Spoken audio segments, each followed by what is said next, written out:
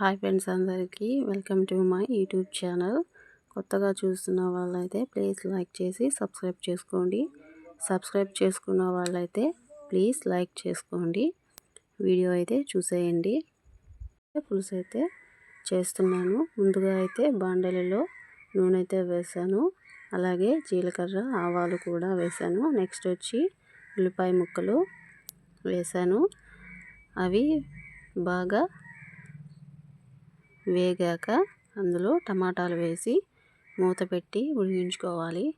అవి బాగా మగ్గాక అందులో 2 టేబుల్ స్పూన్ల కారం వేసుకొని బాగా కలిపి నెక్స్ట్ అందులో కల్లుప్పు అయితే వేసుకొని బాగా కలుపుకొని అందులో చింతపండు రసం అయితే వేసుకోవాలి.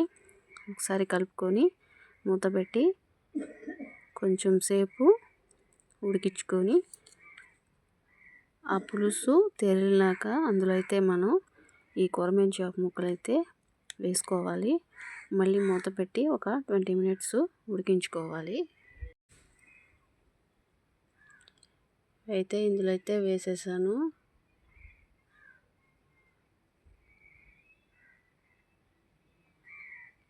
ఇది వచ్చి ఆ చేప గుడ్డు అండి. ఇది కూడా అయితే ఇందులో అయితే వేసేస్తున్నాను.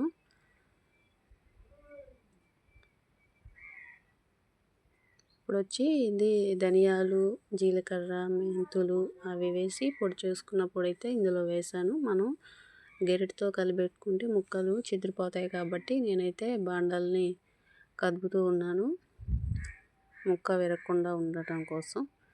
ఇప్పుడైతే చేపల కూర రెడీ.